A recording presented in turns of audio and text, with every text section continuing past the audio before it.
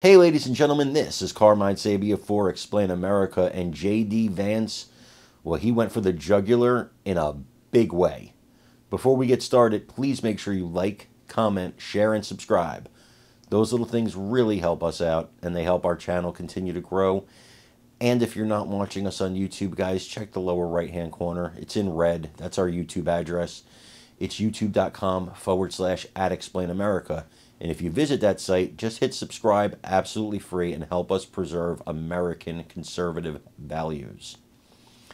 J.D. Vance went into the lion's den. He did something that I haven't seen Tim Walz do since he was nominated, that I haven't seen Kamala Harris do since she's been nominated, and that's give an interview, a real interview, and not an interview with MSNBC or some softball nonsense, but a real interview, this time with Dana Bash of CNN, certainly, in my opinion, no fan of former President Trump.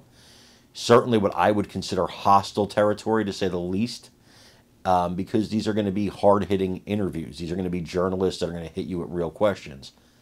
Unless your name is Kamala Harris. See, J.D. Vance said it to Dana Bash's face, and that's what I love. It's the same thing I've been saying online and tagging them in it and calling them out, every anchor on CNN, and saying, when are you going to do your jobs?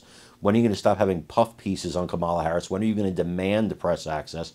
When are you going to demand interviews? She's avoiding you because she knows she stinks at giving interviews. She knows when she talks, it's like her mouth is falling down the stairs, and she knows that the American people are going to see that, and her momentum is going to go bye-bye.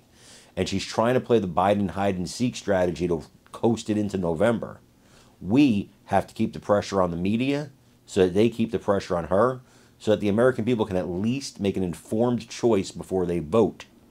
Now, I want you to watch this interview with J.D. Vance and watch how he really tears into Dana Bash.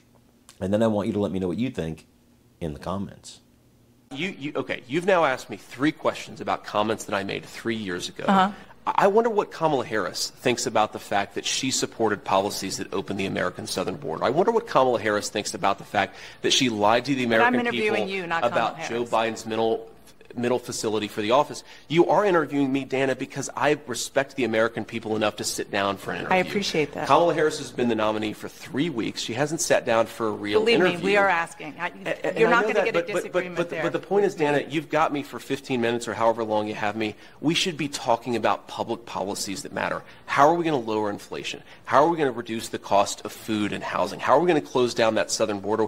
We've talked so little about that. We've talked a lot more about a sarcastic remark I made 3 years ago. I think we should talk about the issues that most Americans care about. I only asked you one question about that. I asked you about policies, and I was asking about the military record that you brought up, nobody else did, of Tim Walz.